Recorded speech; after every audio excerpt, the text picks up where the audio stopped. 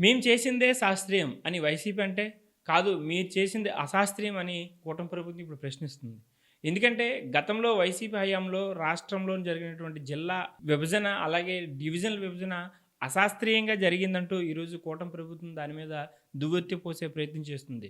So, ఏదైతే YCP హయాంలో అడ్డగోలుగా, అశాస్త్రీయంగా విభజన జరిగిందో దాన్ని పునర్విభజన చేస్తామనేటువంటి కమిట్మెంట్‌కి కూటమి ప్రభుత్వం వచ్చింది. సో, దానిపైన ఇప్పటికే సన్నాహాలు మొదలయ్యి, దాన్ని ఎట్లా పునర్విభజన చేస్తే బావుంటుంది, ప్రజలకి ఏ విధంగా అయితే సౌలభ్యంగా ఉంటుందనే అంశం పైన ఇప్పటికే సంబంధిత మంత్రులకు, అలాగే అధికారులకు, కలెక్టర్లకు, రెవెన్యూ డివిజన్ అధికారులకు కూడా ఈ బాధ్యతలు అప్పగించే ప్రయత్నం చేస్తుంది కూటమి ప్రభుత్వం. సో, ఇప్పటికి ఇది అండర్ ప్రాసెస్ నడుస్తూ ఉంది.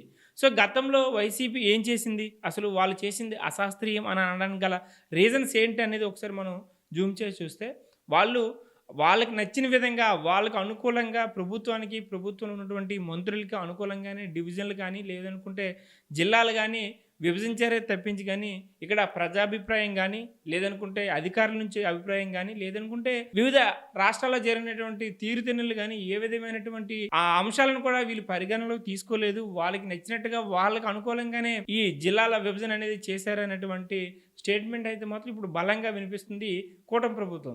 సో, గత హయాంలో అంటే వైసీపీ హయాంలో ఏదైతే తప్పు జరిగిందో దాన్ని రెక్టిఫై చేస్తూ, దాన్ని కరెక్ట్ చేస్తూ, ఈరోజు ఉన్నటువంటి ప్రజలకు ఏదైతే జిల్లాలో వైరుగా ఉన్నటువంటి సమస్యలను పరిష్కరించి, భౌగోళికంగా ఉన్నటువంటి సమస్యలు ఏంటి అనంటే, కొన్ని ప్రాంతాల్లో, కొన్ని డివిజన్‌లో కావచ్చు, కొన్ని జిల్లాలకు మాకు కావాలి అనేటువంటి కామెంట్స్ వినిపిస్తున్నాయి. ప్రజల నుంచి ఇటువంటి విన్నపాలు వస్తూ ఉన్నాయనేటువంటి విషయాన్ని కూడా కూటమి ప్రభుత్వం ప్రజలకు తెలియజేసే ప్రయత్నం చేస్తుంది.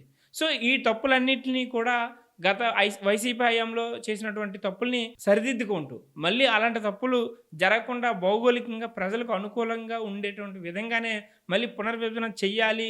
అది జిల్లాలు కావచ్చు, డివిజన్ స్థాయి కావచ్చు, లేదనుకుంటే ఈవెన్ కాన్స్టిట్యున్సీలు కావచ్చు. సో, కాన్స్టిట్యున్సీలను కూడా పరిగణనలో తీసుకొని వాటిని విభజిస్తే ఎట్లా విభజించాలి, భౌగోళికంగా ఎటువంటి సమస్యలొస్తాయి, లేదనుకుంటే ఎటువంటి కన్వీనియన్స్ ప్రజలకు ఉంటుందనేటువంటి అంశాలపైన కూడా పరిగణనలు తీసుకొని దానిపైన ముమ్మరంగా కసరత్తు చేసే ప్రయత్నంలో ఉంది కూటమి ప్రభుత్వం. సో, ఇక్కడ మెయిన్ డివిజన్‌లు కావచ్చు, జిల్లాలు కావచ్చు విభజించడానికి గల మెయిన్ రీజన్స్ ఏంటనంటే, ఇక్కడ పరిపాలన సౌలభ్యం కావచ్చు, లేదనుకుంటే ప్రజలకు అందించే సంక్షేమ పథకాలు కావచ్చు, లేదనుకుంటే అభివృద్ధి కావచ్చు.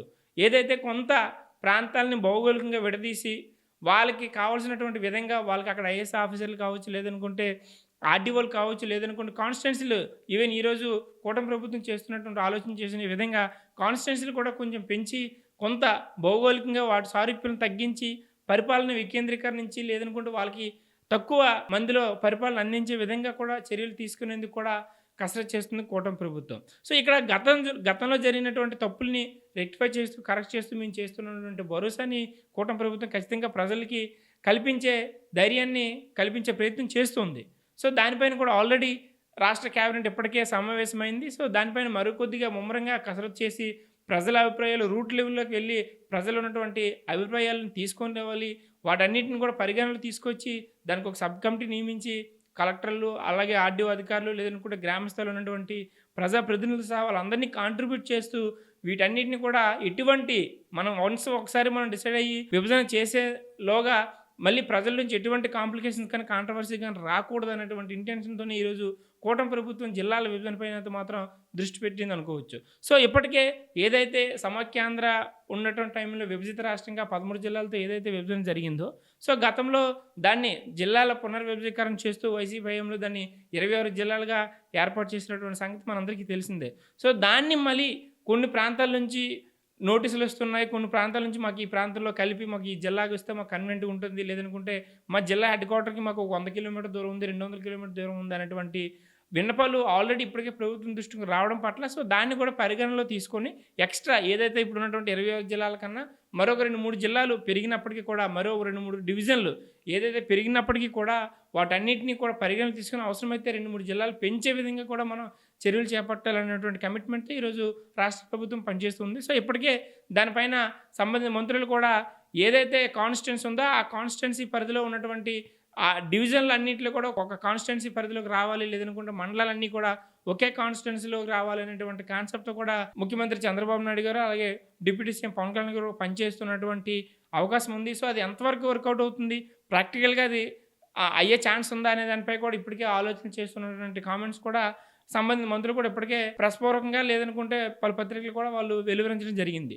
సో, దీన్ని ఒకవేళ నిజంగా ఇప్పుడు చేస్తున్నటువంటి ఆలోచనకు తగ్గట్టుగా జిల్లాలో ఉన్నటువంటి 26 జిల్లాలకు పెంచే విధంగా చేస్తే కొన్ని కొన్ని సందర్భాల్లో ఇటు పలాస కావచ్చు, లేదనుకుంటే ప్రకాశం జిల్లాలో కావచ్చు, లేదనుకుంటే అన్నమయ్య జిల్లాలో కావచ్చు, లేదనుకుంటే రాయలసీమలో కొన్ని జిల్లాల్లో కూడా వాళ్ళకి కూడా కొన్ని అప్లికేషన్స్ ఉన్నాయి. సో, మాకు ఈ ప్రాంతం ఇక్కడ మాకు ఇబ్బందిగా ఉంది.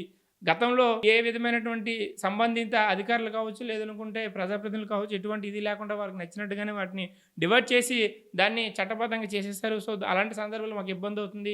మాకు ఈ డిస్ట్రిక్ట్‌లో కానీ, ఈ డివిజన్‌లో కానీ కలపండి అనేటువంటి మెయిన్ అటువంటి విన్నపాలు ఎక్కువగా రావడం పట్ల దానిపైన కూడా దృష్టి పెట్టే ఆలోచనలో ప్రభుత్వం చేస్తూ ఉంది. సో, ఉత్తరాంధ్ర ప్రాంతానికి వస్తే ఇప్పటికే పలాస లాంటి ప్రాంతాన్ని, ఎందుకంటే పలాస ఒక యూనిక్‌గా ఉన్నటువంటి ప్రాంతం, దానికి కొంత చరిత్ర కలిగినటువంటి ప్రాంతం. సో, దాని పరిధిలోకి పలాస అనగానే ఒరిస్సా ఆంధ్ర రాష్ట్ర బోర్డర్ కాబట్టి, సో, దాన్ని కూడా ఒక జిల్లాగా పరిగణించాలనేటువంటి కాన్సెప్ట్ కూడా ప్రస్తుతం నడుస్తూ ఉంది. సో, అలాగే ఏదైతే ముంపు ప్రాంతాలుగా మనకి వచ్చినటువంటి రంపచోడవరం, లేదనుకుంటే విఆర్‌పురం ఇలాంటి ప్రాంతాలు ఏవైతే ఉన్నాయో అవి ఇప్పటికే అల్లూరు సీతారామరాజు జిల్లాలో ఉన్నాయి. సో, వాటన్నింటిని కూడా రంపచోడవరం ప్రాంతానికి మెర్జ్ చేసి ఆ జిల్లాలో కలిపితే, లేదనుకుంటే ఆ ప్రాంతంలో కలిపితే మాకు కొంచెం సౌలభ్యంగా ఉంటుందనేటువంటి చర్చ కూడా ప్రధానంగా నడుస్తుంది కాబట్టి, సో, వాటిని కూడా పరిగణనలో తీసుకొని అవి రంపచోడవరంలో కలిపితే బాగుంటుందా, లేదనుకుంటే అల్లూరు సీతారామరాజు జిల్లాలో నుంచితే బాగుంటుందా అనేటువంటి కాన్సెప్ట్ కూడా ప్రస్తుతం నడుస్తూ ఉంది. సో, అలాగే గిరిజనకు సంబంధించినటువంటి ఇప్పుడు అల్లూరు జిల్లా నుంచి పాలకొండ, అటు అరకు, పాడేరు ఇట్లా ఏదైతే ప్రాంతాలు ఉన్నాయో వాటన్నింటినీ కూడా గిరిజన ప్రాంతాలకు సంబంధించినటువంటి జిల్లాని ఒక గిరిజన జిల్లాగా కూడా ప్రతిపాదించాలి. ఒక గిరిజన జిల్లాను కూడా ఏర్పాటు చేయాలనేటువంటి డిమాండ్ కూడా ప్రధానంగా వినిపిస్తుంది. సో, దాన్ని కూడా పరిగణనలోకి తీసుకొని ఏదైతే ఇప్పుడు అల్లూరు సీతారామ జిల్లాలో ఉన్నటువంటి కొన్ని ప్రాంతాలు కావచ్చు, లేదనుకుంటే గిరిజన ప్రాంతాల్లో ఉన్నటువంటి కొంత ప్రాంతాలను మెర్జ్ చేస్తూ దాన్ని కూడా గిరిజన జిల్లాగా ఏర్పాటు చేస్తే ఏమైనా అవకాశం ఉందనేటువంటి అంశాన్ని కూడా ప్రభుత్వం దాన్ని కూడా చర్చించే అవకాశం ఉందని తెలుస్తున్నటువంటి వార్తలు. సో, ఏది ఏమైనప్పటికీ కూడా ఇక్కడ మనకు ప్రధానంగా మనం మాట్లాడుకోవాల్సిన విషయం ఏంటంటే, కొత్త జిల్లాలు, కొత్త డివిజన్లు, కొత్త నియోజకవర్గాలు ఏర్పడితే ఖచ్చితంగా అది ప్రజల సౌలభ్యం కోసం, ప్రజా పరిపాలన ఈజీ చేసే విధంగా, ప్రజల వద్దకే పరిపాలన అందించే విధంగా కొంత ఛాన్సెస్ ఉంటుంది. ఎందుకంటే పెద్ద జిల్లాలుగా ఉండేటువంటి ఇప్పటికే మనం గతంలో చూసుకున్నట్లయితే సమైక్యాంధ్రలో ఉన్నటువంటి ఎన్ని జిల్లాలు ఉన్నాయి, అప్పుడు పరిపాలన ఎలా ఉండేది. ఇప్పుడు మనకు అప్పుడు హెడ్ క్వార్టర్స్ హైదరాబాద్ అంటే, ఇప్పుడు శ్రీకాకుళం నుంచి హైదరాబాద్ వెళ్ళాలంటే అనుకుంటే కనీసం ఒక రోజు ప్రయాణం పట్టేటువంటి దూరం నుంచి ఈరోజు విజయవాడ వరకు మనం ఆఫ్కోర్స్ రాష్ట్ర విభజించిన తర్వాత అది లాభం జరిగిందా, నష్టం జరిగిందా అని పక్కన పెడితే ప్రజా సౌలభ్యం కోసం మనం మాట్లాడుకున్నట్లయితే ఖచ్చితంగా అది కొంత వెసులుబాటు కల్పించిందని మనం చెప్పుకోవాలి. సో, అలాంటి సందర్భాల్లో ఈరోజు విజయవాడ కేంద్రంగా, అమరావతి రాజధానిగా మనకి విజయవాడ ఎటు నుంచి ఎటు వెళ్ళినట్టు రాయలసీమ కావచ్చు, ఇటు కర్నూలు కావచ్చు, లేదనుకుంటే ఇటు ఉత్తరాంధ్ర కావచ్చు, ఎటు నుంచి ఎటు వెళ్ళినప్పటికీ కూడా ఖచ్చితంగా అది సెంట్రిక్‌గా ఉండదు కాబట్టి కొంత జర్నీ చేసే ఛాన్సెస్, అలాగే జర్నీ చేసే టైం కలిసి వచ్చింది కాబట్టి ఈరోజు కొంత రాజధాని ప్రాంతానికి వెళ్ళేటువంటి ఈజీ పద్ధతి మనకుంది. సో, అలాగే జిల్లా హెడ్ క్వార్టర్స్ కూడా మార్చి ఎవరైతే గ్రామ స్థాయిలో ఉన్నటువంటి ప్రజలు కూడా, గిరిజనులు కావచ్చు, ఇటు ప్లెయిన్ ఏరియాలో ఉన్న ప్రజలందరికీ కూడా వారి జిల్లా కేంద్రాలను అందుబాటులో ఉంచి వాళ్ళకు అనుకూలంగా జిల్లాలు మళ్ళీ పునర్విభజీకరణ చేస్తే ఖచ్చితంగా మాకు కొంత మేలు జరుగుతుంది అనేటువంటి ఏదైతే ప్రజల ఆకాంక్షలు ఉంటాయో వాటినన్నింటిని కూడా నెరవేర్చే విధంగా కూడా ప్రభుత్వం చర్యలు తీసుకుంటుంది అనేటువంటి మెసేజ్ని కూడా కూటమి ప్రభుత్వం పాస్ చేసేటువంటి పరిస్థితి ఈరోజు ఉంది. సో, గతంలో జరిగినటువంటి ఇప్పుడు మెయిన్ మనం ప్రధానంగా మాట్లాడుకోవాల్సింది ఏంటంటే, గతంలో జరిగినటువంటి జిల్లాల పునర్విభజీకరణ ఖచ్చితంగా మళ్ళీ ఏవైతే లోపాలు ఉన్నాయో వాటన్ని సర్దిద్ది ఖచ్చితంగా ప్రజా ఆమోదం పొందే విధంగా ఏదైతే ప్రభుత్వం నిర్ణయం తీసుకుందో, జిల్లాలు అలాగే కాన్స్టిట్యున్సీలు అలాగే రెవెన్యూ డివిజన్లు మళ్ళీ పునర్విభజీకరణ జరగాలనేటువంటి నిర్ణయం తీసుకుందో వాటన్నిటి కూడా ప్రజా ఆమోదం మేరకే వాటన్నిటిని కూడా ఇంప్లిమెంట్ చేస్తామనేటువంటి నమ్మకాన్ని కూడా కూటమి ప్రభుత్వం ప్రజలు కల్పిస్తుంది. సో, చూడాలి. ఇప్పటికే దానిపైన ఒక కమిటీ వేసింది. ఇప్పటికే కొంత నివేదిక ప్రభుత్వానికి ఆ కమిటీ నివేదించింది. సో, మరొక వారం 10 రోజులు టైం ఇచ్చేలోగా ఖచ్చితంగా అది ఏదంటే కేంద్రం జనగణన చేపట్టబోతుందో దానికంటే ముందే మన యొక్క జిల్లాల పునర్విభజీకరణ అనే ప్రాసెస్ని కేంద్రం దృష్టికి తీసుకెళ్తామనేటువంటి ఉద్దేశంతో కూటమి ప్రభుత్వం ఉంది కాబట్టి, so, as soon as possible అది ప్రాసెస్ కంప్లీట్ అయితే ఖచ్చితంగా మళ్ళీ మనకి ఖచ్చితంగా జిల్లాల పునర్విభజీకరణ ఖచ్చితంగా జరుగుతుంది. ఏదైతే ప్రజలు కోరుకుంటున్నారో వాటన్నిటికీ అనుకూలంగానే మళ్ళీ జిల్లాల ఏర్పాటు అనేది జరగబోతుంది అనేటువంటి ఆశలు అయితే మాత్రం ఏపీ ప్రజలు ఉన్నారనేది మన విషయం చెప్పుకోవచ్చు.